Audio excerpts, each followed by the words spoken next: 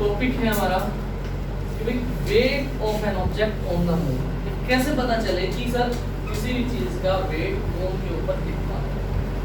अब there is a difference between the gravity of earth and the moon. जिस power से, जिस force से आपकी अर्थ ग्रेविटी को अट्रैक्ट करती है, उस पावर से, सेम पावर से आपका मून किसी भी ऑब्जेक्ट को अट्रैक्ट नहीं करता। मून की जो ग्रेविटी है वो अर्थ की ग्रेविटी से कम है। क्लियर है बात? ठीक है। अब उसको कैसे समझा जाए और कैसे किया जाए। अब यहाँ देखो, स्टार्टिंग में हमने ये पढ़ा था कि सर जैसे फोर्स ऑफ अट्रैक्शन जो होता है, ग्रेविटेशनल फोर्स ऑफ अट्रैक्शन ये है,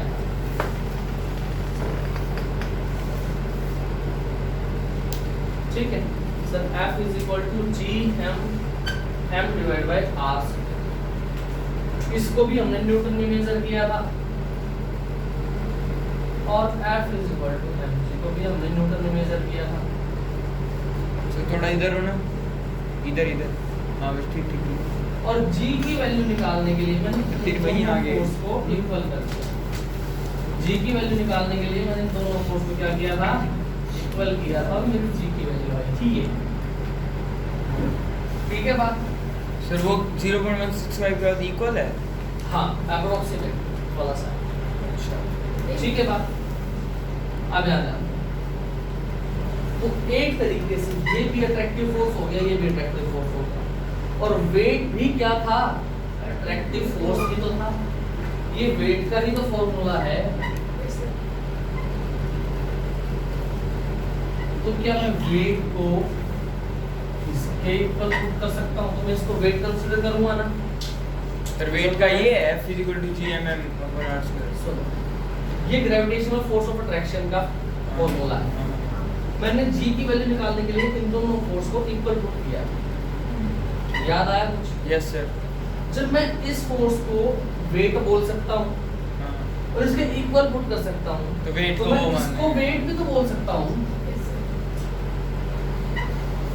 Am I right? ठीक है बात? ठीक है। अब यहाँ से मैं क्या निकालूंगा, किसी भी ऑब्जेक्ट का मास मान लो, मैं मान लो मेरे खुद की बात करूं, मैं एक बार अपना वेट निकालूंगा कहाँ, अर्थ पे, एक बार निकालूंगा मून। क्लियर है बात? तो मैं अपना वेट अगर मून पे निकालना चाहूँ तो मैं जैसे अर्थ पे निकालूंगा, तो मैं मान लेता हूँ सर फॉर्मूला लगाते हैं, F इज इक्वल टू जी, तो ग्रेविटेशनल कांस्टेंट हो गया, m, चलो g की वैल्यू करता हूँ 6.67 into 10⁻³ am I right? और अर्थ का मास पुट करता हूँ 5.98 into 10⁻²4। क्लियर? मल्टीप्लाई बाय मेरा मास, मान लो मैं 70 मान, ठीक है, डिवाइडेड बाय, अब मेरा कांटेक्ट अर्थ की बिल्कुल सरफेस के पास है, तो मैं अर्थ का रेडियस कंसीडर कर सकता हूँ। मेरी हाइट तो उस रेडियस के कंपैरेटिवली बहुत नेग्लिजिबल है, तो उस चीज में मैं अर्थ का रेडियस कंसीडर करता हूँ 6.37 into 10⁻²4, इसका पूरे का होल स्क्वायर, जिसको मैं बोल रहा हूँ weight on earth. Weight on ये वेट आ जाएगा मेरा अर्थ के ऊपर। ठीक है बात? जब इसको निकालूंगा तो मेरी वैल्यू सोल्व होगी, ये आएगी 1.474 into 10⁻11। ठीक है बात? अगर सेम मास कर लिया जाए और सेम यहाँ मून का निकालता हूँ, तो मान लो weight on moon F is equal to,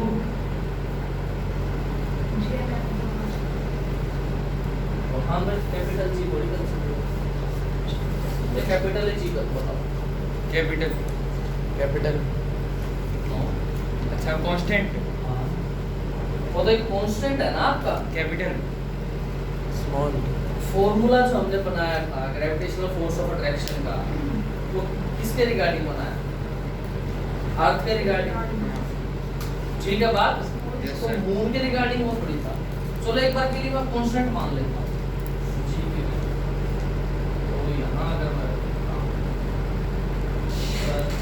6.67 into moon का मास 7.36 into 10^22 मल्टीप्लाई बाय 70 कंसीडर कर लिया और रेडियस है 1.74 into 10^6 का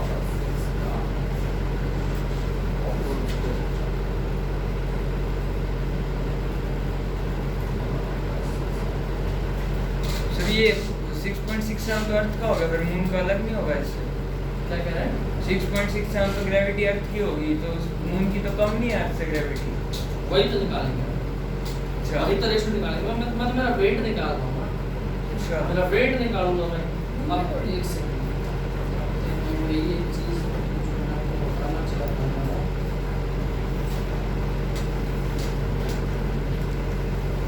ठीक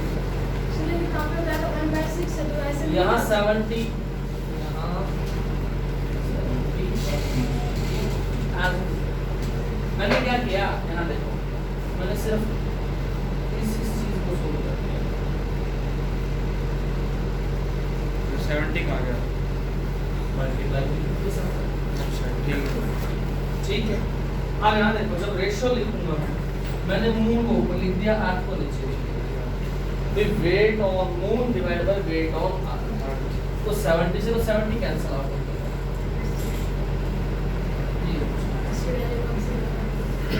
ठीक है इन दोनों वैल्यू को तो सोल्व करूंगा तो वैल्यू आएगी 0.165 जो किसके इक्वल होगी अप्रोक्सीमेट 1/6 के तो इक्वल 1:6 हो गया। ठीक है तो यहाँ से देखना जरा एक बार मैं ऐसे लिख सकता हूँ यार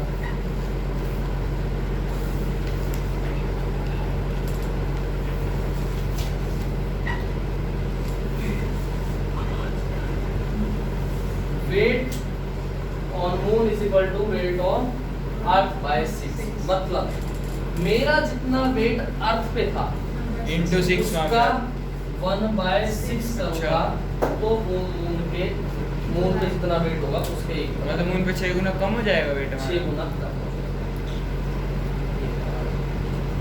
समझ आ गई बात क्या कह रहा हूँ क्लियर है तो मींस अगर सपोज करो कोई पर्सन 60 केजी का अर्थ के ऊपर है तो वो अर्थ मून पे जाके कितना रह जाएगा सिर्फ 10 केजी का इसको 6 से डिवाइड करूंगा ना यस सर। क्लियर है बात यस सर। इसको 6 से डिवाइड करूंगा तो वो सिर्फ 10 केजी का बचेगा क्लियर इसीलिए मून पे आपको लाइटर इसका एक नॉर्मल सा एग्जांपल अगर आप डेली लाइफ में जैसे करना चाहो कि हर इंसान मून पे तो जा नहीं सकता अगर उसको फील करना हो कि वेट बढ़ सकता है या घट सकता है तो आप नॉर्मली किसी भी मॉल में जाओ लिफ्ट में चढ़ो लिफ्ट जब ऊपर जाएगी तो आपका वेट बढ़ेगा और लिफ्ट जब नीचे आएगी तो आपका वेट घटेगा इस चीज को आप फील कर सकते हो यहाँ आपको हल्का सा फील होगा कि वेट कम हुआ या यस ऊपर से जब आप नीचे आते हो ऐसा लगता है